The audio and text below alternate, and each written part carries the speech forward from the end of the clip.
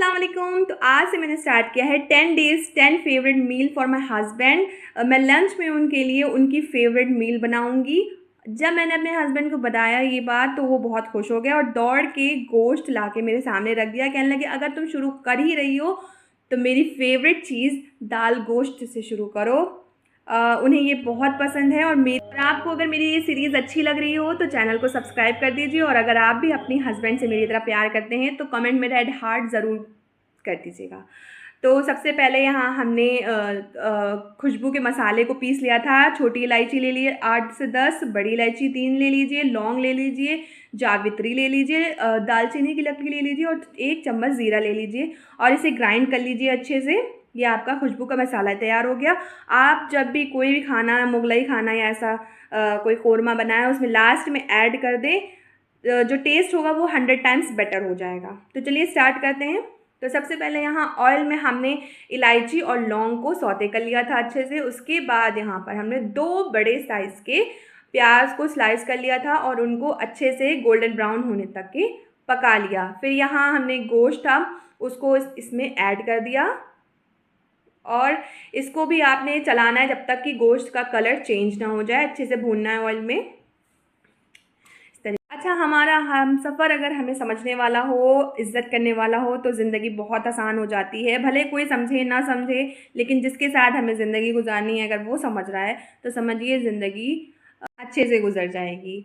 और खाना एक ऐसी चीज़ है जो डेडिकेशन मांगता है, वो पूरा फोकस मांगता है। और मैं जब भी खाना बनाती हूँ पूरे लगन से बनाती हूँ ताकि जब मैं किसी को खिलाऊँ तो उसे वो पसंद आए। फिर यहाँ पर हमने उसी जार में, जिस जार में खुशबू का मसाला पीसा था, उसी में हमने अदरक लहसुन का पेस्ट बना लिया और गोश्त में इसको भी ऐड कर दिया।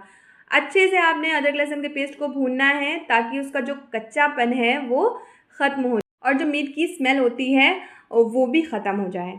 यहाँ हमने अच्छे से गोश्त को भून लिया था। अब इसमें क्या करना है, अपने बेसिक मसाले ऐड करने हैं। तो यहाँ हमने स्वाद के अनुसार, पैकेट का मसाला नहीं यूज़ करना है, घर के ही मसाले से मैं आपको बहुत मज़ेदार ये बनाना बता दूँगी।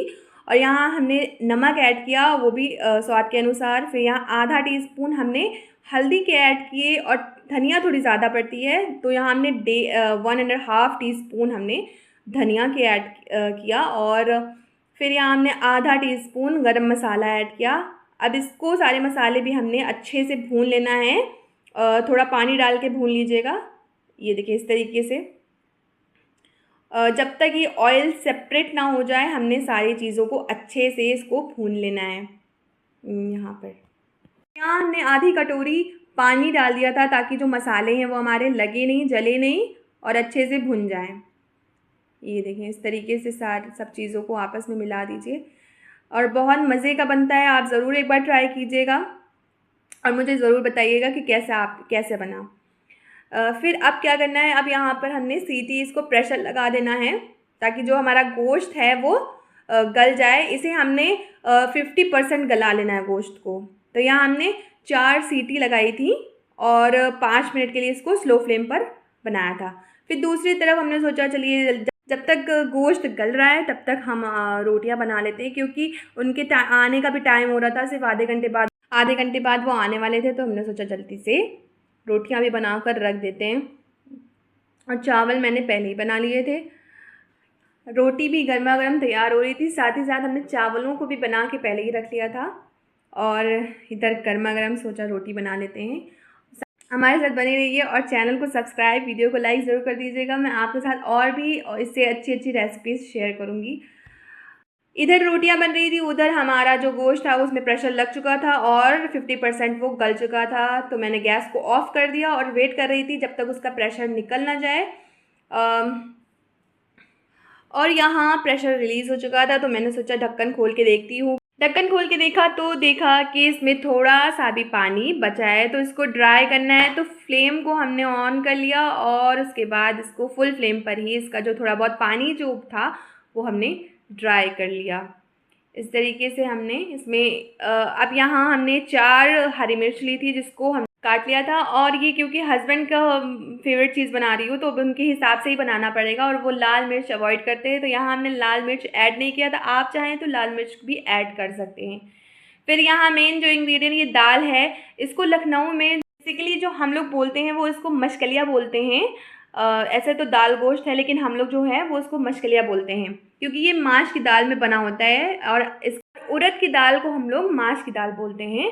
तो यहाँ आप हरे छिलके वाली या काले छिलके वाली कोई सी भी ले सकते हैं, बस आपको माश की दाल उड़द की दाल लेनी है। और इस तरीके से हमने अच्छे से दाल को साफ़ कर लिया था, फिर पानी से हमने वॉश करने के बाद यहाँ हमने उसको गोश्त में ऐड कर दिया। अब यहाँ इसको हमने 10 मिनट तक दाल को भी हमने गोश्त के साथ भूनना है। फिर यहाँ आधी कटोरी हमने दूध ले लिया था, ये मेन इंग्रेडिएंट है, दूध ज़रूर डालिएगा, इससे बहुत रिच और क्रीमी बनती है हमारी जो हमारा दाल गोश्त है, बहुत अच्छा बनता है। फिर यहाँ हमने 1 कटोरी या आप 1.5 कटोरी के हिसाब से पानी इसमें ऐड कर दीजिए। और ये मेजरमेंट आप अपने हिसाब से रखिएगा, जितना गोश्त आपने लिया हो उस हिसाब से आप हर चीज़ ऐड करिएगा। मैंने जितनी क्वांटिटी में गोश्त लिया था उसी हिसाब से सब ऐड करिएगा। फिर यहाँ हमने दाल को जब गोश्त में भून लिया था, फिर उसके बाद पानी डालने के बाद प्रेशर लगा दिया। 2 सीटी हमने फुल फ्लेम पे लगाई थी और 10 मिनट हमने इसको स्लो फ्लेम पे पकाना है, इस तरीके से, ताकि जो हमारी दाल है वो अच्छे से एकदम गल जाए। फिर यहाँ पर हमने जो जादुई मसाला खुशबू का बनाया था उसको लास्ट में ऐड कर देना है। तो यहाँ हमने थोड़ा सा आधा टीस्पून हमने खुशबू का मसाला ऐड कर दिया। फिर यहाँ पर मीठे इत्र को ऐड कर देना, सिर्फ 2-3 बूंद डालिएगा, मुझसे कुछ ज़्यादा गिर गया यहाँ पर, लेकिन आप सिर्फ 1 या 2-3 बूंद बस ही ऐड करिएगा। ये ईज़िली आपको किसी भी जनरल स्टोर में मिल जाएगा। अब ये जो हमारा दाल गोश्त है, मस्कलिया है हमारी, वो बन के तैयार हो चुकी थी। चावल भी तैयार थे, हमारी दाल गोश्त भी तैयार हो चुका था और रोटियां भी हमारी बन के तैयार हो चुकी थी। तो टाइम था सर्व करने का, क्योंकि भैया अब और यहाँ मेरे हस्बैंड ने भी एंट्री मार दी थी और आते साथ ही उन्होंने कहा बहुत ज़बरदस्त, पूरे घर में खुशबू ही खुशबू फैली, लगता है बन के तैयार हो चुका है। तो मैंने कहा कि बिल्कुल बन के तैयार हो चुका है, जाके फ्रेश हो जाओ, हाथ मुँह धो लो, तब तक कि हम सर्व करते हैं। और यहाँ जो दाल गोश्त हमारी मशकलिया थी वो बन गई थी। मैंने सोचा जल्दी से इसको आप लोगों के लिए भी सर्व कर दूँ। ये देखिए ज़बरदस्त था, दाल गोश्त बन के तैयार हो चुका था। अब लास्ट में हमने चॉप्ड हरी धनिया से गार्निश कर दिया था। हरी धनिया ज़रूर डालिएगा, बहुत अच्छा फ्लेवर आता है। और ये हमारा, आप इसे मशकलिया कहें, दाल गोश्त कहें, कुछ भी कहें, बस ये है बहुत ज़बरदस्त। और हर चीज़ तैयार हो चुकी थी, टाइम से गर्मा गर्म सर्व कीजिए।